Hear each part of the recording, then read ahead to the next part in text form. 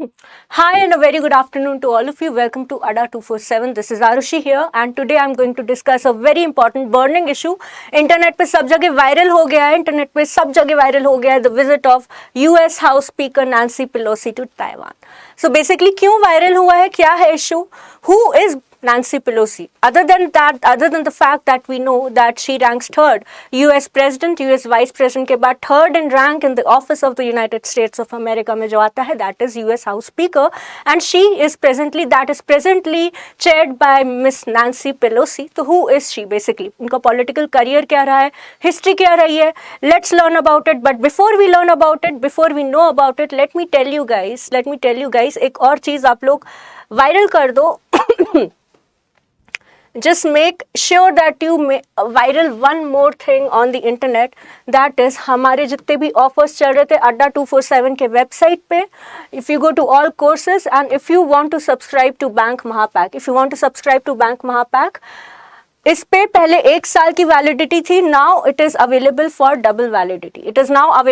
Double validity period. इसमें आपको मिलेंगे recorded live lectures, test series and all of that stuff that you need to crack your exam. So actually, it is a very cost benefit solution that we are offering to you guys, wherein you can have access to paid almost all the recorded courses as well as test series, recorded courses, वो सब आपको available रहेंगे just in 1 year subscription. Y580 आप code use करोगे, Y580 if you will use the code Y580 you will get a 77% of. आपको 77% off मिलेगा when you will use the code Y580. ठीक है, so make sure to spread the word among your peers, colleagues and friends. In any case, anyone who needs any course from the entire ADDA 247 website, अगर आप Y580 code use करोगे, you will get a 77% off. ठीक है, now let's get back to the topic. Who is Nancy Pelosi? See, right now she is serving as the House of Speaker in the United Nations, and despite Chinese warnings to the US, Chinese Premier Xi Jinping and US President Joe Biden के बीच में meeting हुई थी, wherein the Premier warned Joe Biden against the visit by the US House Speaker Nancy Pelosi to Taiwan. Okay. Exactly what the president said was, do not play with fire. These were his exact words in the video conference and the call. Okay, these were his exact words, do not play with fire. So basically क्या है Taiwan issue, क्या है, इससे पहले हम लोग जान लेते हैं कि नैंसी पेलोसी कौन है. In her political career as a US congresswoman, when she was a US congresswoman in her political career, basically she raised a powerful voice against human rights violation in China. She raised a powerful voice against human rights in China. Especially Tiananmen Square का जो violence हुआ था, उसके second decade में उसको observe करने के लिए, उसका to observe the massacre by the Chinese government in the Tiananmen Square on the students and people who were protesting and fighting for democracy in China.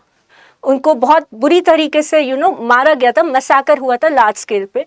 तो in 2002 along with 2 other US politicians, she actually went to that place, exactly Tiananmen Square, and she raised a banner for all those who died for democracy.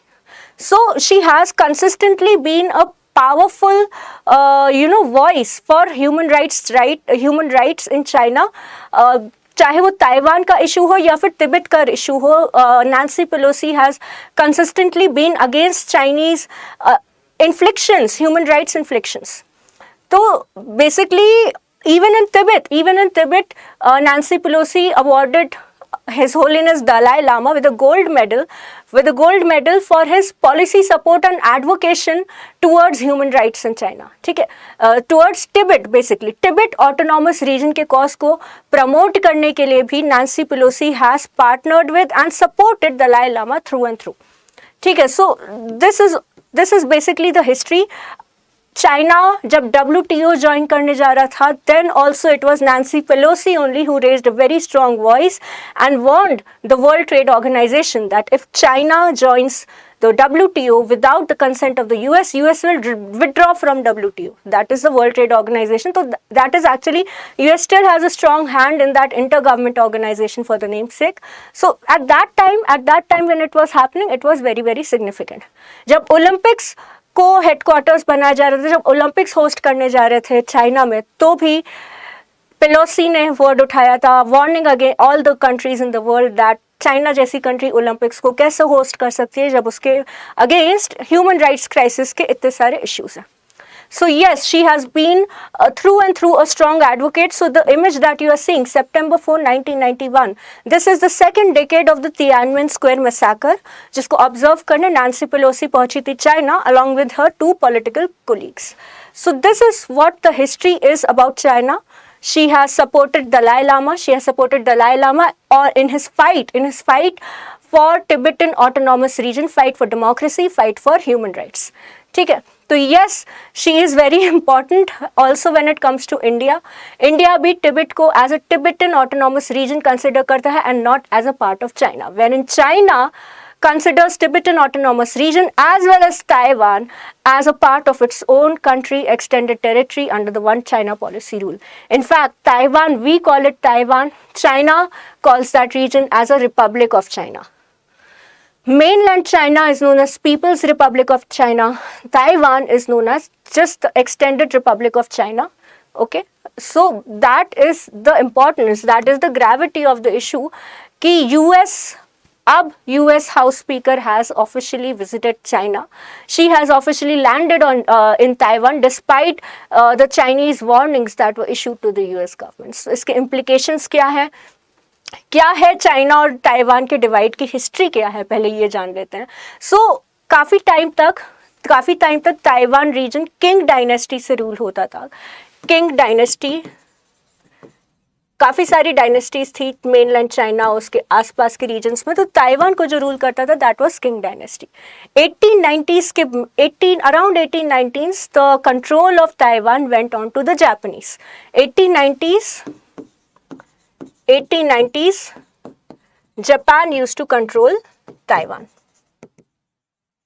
Come forward World War II हुआ तो Taiwan का जो control था, जो Japanese control था Taiwan के ऊपर, that was handed over to China. And then come again 1970s Mao Zedong ruled China. ठीक है. What basically happened 1970s में during the Mao Zedong rule in China?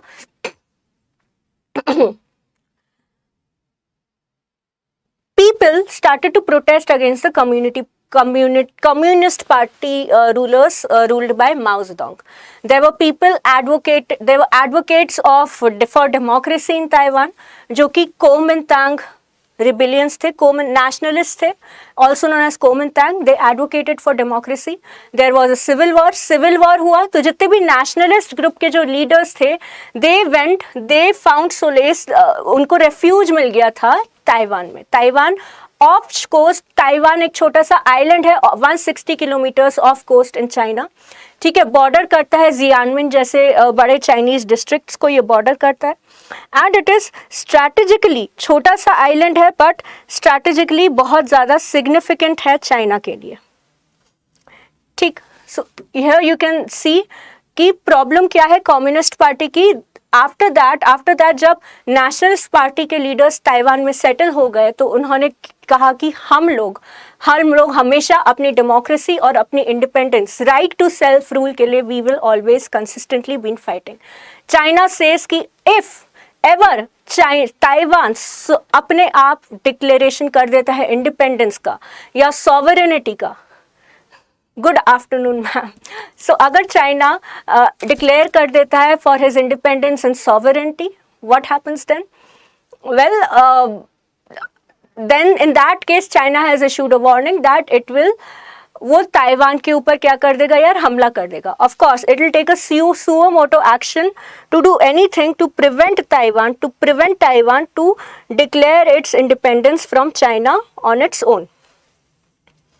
ठीक है, तो क्या इससे पहले भी, अभी तो नैन्सी पेलोसी ने विजिट किया है चाइना को, पर क्या इससे पहले भी कोई यूएस का हाउस स्पीकर चाइना विजिट कर चुका है? Well, in 1977 sorry, I think 1997, I'm confusing the date guys, 1997 exactly, Newt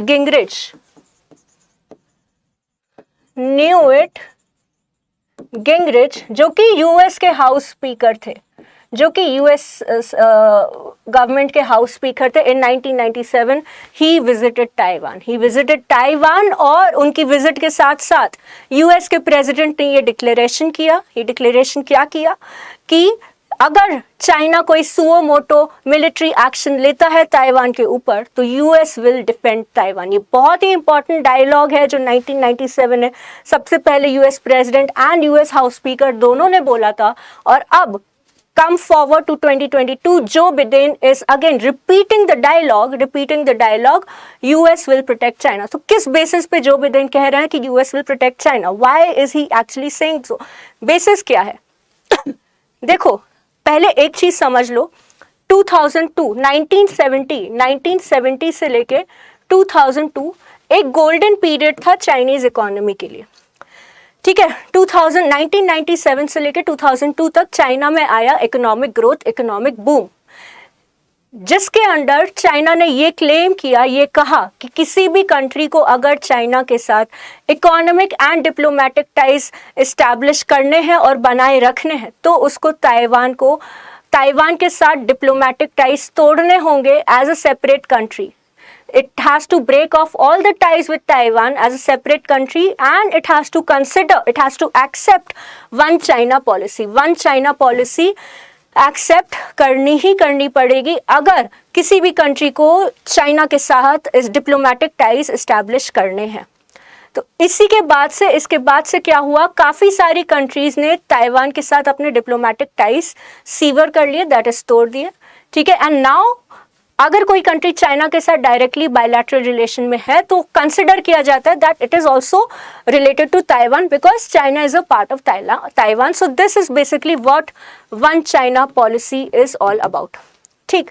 but there is a difference between what China views as one China policy and how US views as one China policy. अब US की भी कुछ important policies हैं, वो ये हैं कि NATO के जो एलाइज हैं यूएस के, नाटो मेंबर्स तो है ही हैं, नाटो एक अग्रीमेंट है, तो है नॉर्थ अटलांटिक ट्रीटी ऑर्गेनाइजेशन का एक अग्रीमेंट है जिसके under article 5 of NATO basically says कि NATO members and NATO allies के ऊपर कोई आउटसाइड पार्टी या कोई थर्ड पार्टी अटैक करती है तो सारे के सारे NATO members will defend that party. US says the same thing in for Taiwan, Japan and South Korea. Japan, south Korea और ताइवान के लिए यूएस कहता है कि अगर किसी कंट्री ने इन मेंबर्स के ऊपर अटैक किया तो US will take a stand and defend these countries. Other than that, Taiwan relations act China के साथ डिप्लोमेटिक टाइज को इस्टेब्लिश करने के लिए, वन चाइना पॉलिसी को एक्सेप्ट करने के लिए यूएस गवर्नमेंट ने 1979 में एक्ट पास किया, Taiwan relations act. Now Taiwan relation act considers Taiwan as a part of China for diplomatic issues, China को दिखाने के लिए कि हाँ हम मानते हैं तुम्हारी one China policy. But here is a catch, section 3 of Taiwan relations act basically says कि अगर सेक्शन 3 देख लो, अगर ताइवान के ऊपर चाइना अटैक करता है तो यूएस विल डिफेंड चाइना। ये पेंटागन भी एक्सेप्ट करता है, आउटवर्डली बोलता नहीं है बट बहुत बार यूएस ने डिप्लोमेटिक सिग्नलिंग करी है, इसको कहा जाता है strategic signalling. The term, the key word that is important over here is known as strategic signalling guys. Strategic signal क्या होता है? यूएस प्रेसिडेंट डोनाल्ड ट्रंप के रिजीम में डोनाल्ड ट्रंप ने ताइवान को $5.1 बिलियन का एक्सटेंशन दिया to upgrade its defence infrastructure. F-16 F-16 aircrafts को अपग्रेड करने के लिए यूएस प्रेसिडेंट ने ताइवान की हेल्प करी। थियोडर रूजवेल्ट की warship Taiwan and South China Sea के आसपास अभी भी मॉनिटर करती है सिचुएशन को to ensure a rule based order in the South Pacific region. उसके अलावा काफ़ी सारे इंपॉर्टेंट मिसाइल्स यूएस ने ताइवान को, और सिर्फ ताइवान को ही नहीं, साउथ कोरिया को भी, आपने न्यूज़ में पढ़ा होगा थार्ड के बारे में आप लोगों ने पढ़ा होगा। तो ये एक्चुअली एक मिसाइल सिस्टम है जो यूएस ने साउथ कोरिया को एडवांस किया है। ठीक है, तो बेसिकली पर्पस क्या है, इंटरेस्ट क्या है यूएस का, अब आपके समझ में आ रहा है कौन कौन सी कंट्रीज इन्वॉल्व है, Japan, south Korea, Taiwan. So the area of interest of the US government lies in the South Pacific ocean, rule based order in the South Pacific ocean. आप क्वाड्रिलैटरल सिक्योरिटी डायलॉग देख लो। Quadrilateral security dialogue क्या conduct करवाता है guys, Malabar exercise. कौन कौन members है, US, Japan, Australia end of course India. And Malabar exercise सिर्फ इन 4 नहीं, मल्टीनेशनल एक्सरसाइज है, काफी सारी countries to counter Chinese presence in the South Pacific Ocean. Chinese का एक्सर्शन बहुत ज्यादा है, एग्रेशन है। चाइना एक्सपेंशनिस्ट पॉलिसी फॉलो करता है, एग्रेसिव एक्सपेंशनिस्ट पॉलिसी फॉलो करता है, तो उस चीज को काउंटर करने के लिए, ठीक है, ऑकस एक ऑर्गेनाइजेशन है, AUKUS, यानी कि ऑस्ट्रेलिया, यूके और यूएस। ऑस्ट्रेलिया, यूके और यूएस का पैसिफिक जोन में एक ऑर्गेनाइजेशन है ऑकस, जिसको पैसिफिक रीजन का नाटो भी बोला जाता है। That is also a step by the US to counter Chinese presence in the Pacific Ocean. तो अगर आप मैप देखोगे चाइना और यूएस का, तो Atlantic Ocean of course US, Europe, African, इन सारी कंट्रीज के बीच में आता है, but Pacific Ocean is basically what dominates the strategic playground between China and US. ठीक है, तो that is why it is very very important that China, US Chinese presence को डोमिनेट करे, काउंटर करे in the Pacific region for a rule based order. वो तो कहने की बात है rule based order, but China ancient history में basically China was the center of the world. In the ancient history, China was the center of the world, चाहे वो trade की बात हो, चाहे वो मिलिट्री, डिफेंस, कोई भी बायलैटरल रिलेशन की बात हो। सिल्क रूट था, बहुत ग्लैमरस उसकी एंशिएंट हिस्ट्री हुआ करती थी, and China is trying to revive that right now in 2022, trying to take advantage of the situation. Belt and Road Initiative, Sri Lanka का economic crisis, all the root cause is basically China. Belt and road initiative soft diplomacy का एक बहुत powerful tool है, जिसके through China धीरे धीरे अपनी presence, economic presence के थ्रू अपनी पॉलिटिकल प्रेजेंस भी बाकी सारी कंट्रीज में बढ़ाने की कोशिश कर रही है। और ऑफ कोर्स इंडिया के लिए भी वो एक बहुत ही बड़ा और प्रोमिनेंट थ्रेट है। ठीक है, सो ये सिग्निफिकेंस है वन चाइना पॉलिसी का as far as China versus US is concerned. ठीक, अब ये जो डिफेंस एक्सटेंशन है, जो डिफेंस सपोर्ट है, that the same dialogue is being repeated, the same policy Donald Trump के रिजीम में जो पॉलिसी स्टार्ट हुई थी with Taiwan, the same policy is being carry forward by president Joe Biden. Okay, president Joe Biden ने बहुत बार एक question put up किया है कि एक्चुअली है क्या, यूएस का स्टैंड है क्या। पहले यूएस का स्टैंड समझ लेते, फिर देख लेते कि इंडिया के इम्प्लीकेशंस क्या है। ठीक है, तो president Joe Biden has actually said that Taiwan agreement का तक यूएस लिव अप करेगा। Now he used the word Taiwan agreement. जितने भी फॉरेन पॉलिसी थिंक टैंक्स थे guys, they scratched their heads over and over again about this Taiwan agreement कहाँ से आया। Taiwan relations act समझ में आता है, ताइवान पॉलिसी वो भी सबको पता है, बट ताइवान अग्रीमेंट जैसा कभी किसी ने कुछ सुना ही नहीं। And US President Joe Biden has used this term at least 2 to 3 times while being in office, while being as a president of the United States, that is. तो Taiwan agreement क्या है? बेसिकली यूएस ये indicate करना चाह रहा है by use of this term like Taiwan agreement that US still stand it's ground, that the US will defend China, US will defend Taiwan against any future Chinese invasion. तो ये इसका main fact है, ये इसका main मुद्दा है policy का। Okay, now आप समझ लेते हैं कि इंडिया का क्या स्टैंड है ऑन वन चाइना पॉलिसी। देखो, रेसिप्रोकल बेसिस पे इंडिया सपोर्ट करता है वन चाइना पॉलिसी को, बिकॉज हमको पता है कि चाइना एक मिलिट्री सुपर पावर है और अभी भी हम लोग we are leaps and bounds behind China when it comes to military expertise.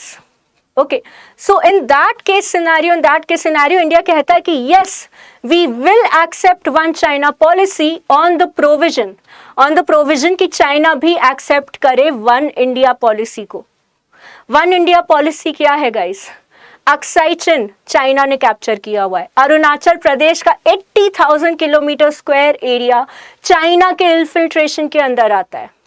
ठीक है, गिलगिट बाल्टिस्तान रीजन से चाइना अपना बेल्ट एंड रोड इनिशिएटिव निकाल रहा है। सो बेसिकली चाइना वांट्स कि हम लोग उसकी वन चाइना पॉलिसी को एक्सेप्ट करें, but it is not ready to accept one India policy, it is not ready to accept our own sovereignty. तो द क्वेश्चन इज क्या इंडिया को should India support the United States of America on the stand in China, on the stand against China? क्या India को US को support करना चाहिए, या फिर इंडिया को न्यूट्रल रहना चाहिए, या फिर India should support China? Of course India should not support China. China basically, suppose this is India, ठीक है, यहाँ पे चाइना है, यहाँ पे श्रीलंका है, यहाँ पे पाकिस्तान है। ठीक है, belt and road initiative Gilgit Baltistan region से चाइना लेकर जा रहा है पाकिस्तान में, और direct straight up to central Asian countries and Europe. ठीक है, now that abrogates the sovereignty and integrity of our country. Aksai Chin region को चाइना ने ऑलरेडी कैप्चर किया हुआ है। अरुणाचल प्रदेश के 80,000 किलोमीटर स्क्वायर के ऊपर चाइना अपनी टेरिटरी क्लेम करता है। यहाँ पे नॉर्थ ईस्ट रीजन में ब्रह्मपुत्र रिवर डाउनस्ट्रीम रिवर है, डाउनस्ट्रीम स्टेट्स हैं नॉर्थ ईस्ट इंडिया में जो कि ब्रह्मपुत्र रिवर के ऊपर सर्वाइव करते हैं। चाइना वाटर वॉर करता है वहाँ पे इंडिया के साथ by constructing major dams over the river, ताकि डाउनस्ट्रीम फ्लो कम हो जाए। ठीक है, अब बारी आती है श्रीलंका में क्या चल रहा है? Economic crisis. श्रीलंका ने ले रखा है लोन चाइना से। यहाँ पे Hambantota airport and Hambantota port has been constructed by China. A lot of billions and billions of loans have been imposed on Sri Lanka by China. अगर श्रीलंका डिफॉल्ट कर जाता है उन लोन्स पे, गुड आफ्टरनून विशाल, अगर श्रीलंका डिफॉल्ट कर जाता है उन लोन्स पे तो चाइना क्या कर लेगा? उसके ऊपर अपनी सॉवरेनिटी इम्पोज करने की कोशिश करेगा। ठीक है, तो यहाँ से भी चाइना इंडिया को घेर रहा है, यहाँ से भी चाइना इंडिया को घेर रहा है। नॉर्थ ईस्ट को भी चाइना माओइस्ट को सपोर्ट करता है। नॉर्थ ईस्ट रीजन के रूट से माओइज्म, लेफ्ट विंग एक्सट्रीमिज्म को चाइना फंड और सपोर्ट करता है। So basically China is trying to घेरो India from all the sides, geopolitical crisis create करके। ठीक है, एक जियोपॉलिटिकल क्राइसिस क्रिएट करके। तो of course India should actually support the US government. क्यों? जब इंडिया ने Jammu and Kashmir and union territory of Ladakh को एक ऑटोनॉमस एक यूनियन टेरिटरी घोषित कर दिया था आर्टिकल 370 को एब्रोगेट करके, did China support India? You tell me, क्या चाइना ने आर्टिकल 370 के इशू के ऊपर कभी भी इंडिया को सपोर्ट किया? ऑफ कोर्स नहीं किया। So why should we? That is the question. So yes, एक reciprocal basis होता है। जब China does not support the One India policy, then India should also not support the One China policy. Of course, and of course, Taiwan के साथ India ने अपने सारे के सारे डिप्लोमेटिक रिलेशंस खत्म नहीं किए हैं, because they do have formal diplomatic relations. Representative office है, ताइवान का रिप्रेजेंटेटिव ऑफिस है इंडिया में, और इंडिया का रिप्रेजेंटेटिव ऑफिस है कहाँ पे गाइस? ताइवान में। अब यहाँ पे कुछ इंपॉर्टेंट फैक्ट्स देख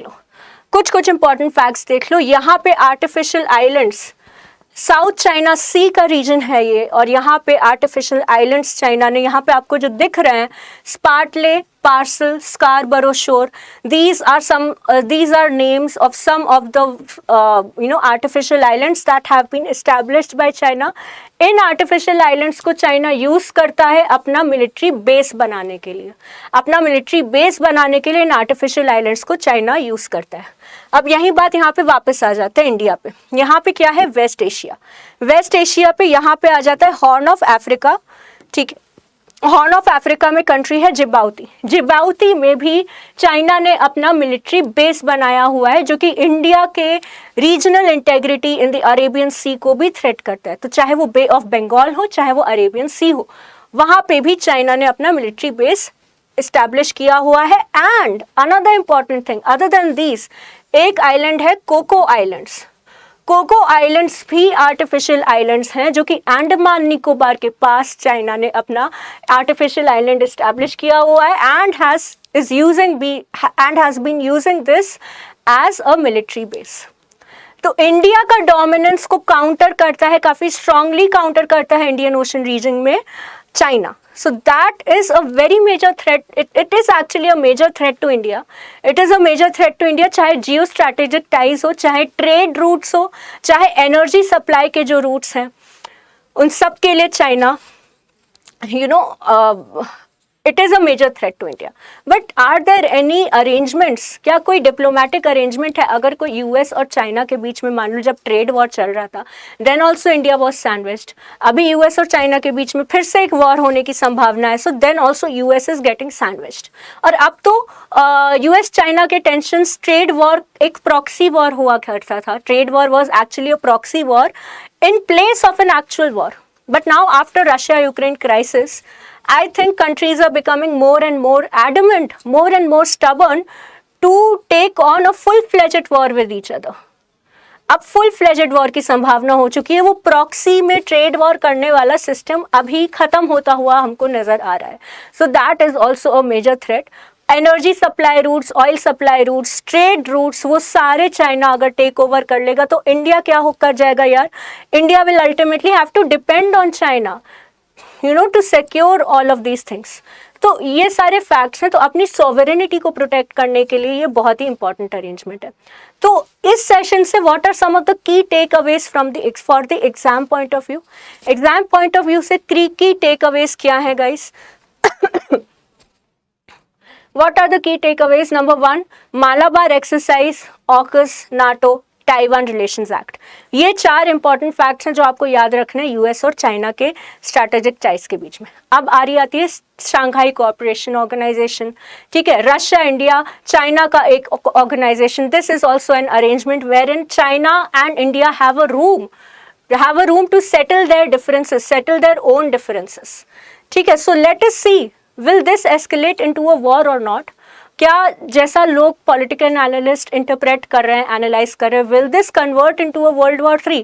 बिकॉज अगर चाइना और यूएस जैसे 2 major super powers, 2 major nuclear super powers जो कि दोनों यूनाइटेड नेशन सिक्योरिटी काउंसिल के मेंबर्स हैं, अगर वो आपस में वॉर करने लग जाएं, what will be its implications for India? Of course directly effect करेगा। So let us see what future holds for us after the Russian Ukraine covid pandemic के बाद आया रशियन यूक्रेन क्राइसिस, और अब अगर पोटेंशियल वॉर हो गया US और चाइना के बीच में, then how will we deal with it economically, politically, and of course from strategic point of view. Thank you so much. Thank you so much Mahabhinishkaram, thank you so much Rahul, Vishal, ma'am, thank you so much for joining this session. अगर आपको पसंद आया है ये session तो do share it with your friends and help me grow, help me reach out to other people, help me grow. Do share this session with as many people in your friend circle as possible. Knowledge share करने से knowledge बढ़ती है, right? And of course promote this code guys, Y580 अड्डा 247 में banking से related अगर आपको कोई भी कोड चाहिए, कोई भी कोर्स परचेज करना है, if you will use Y580 you will get a 77% off guys, आपको 77% ऑफ मिलेगा। So yes Vishal, do ask. I am waiting for your question Vishal.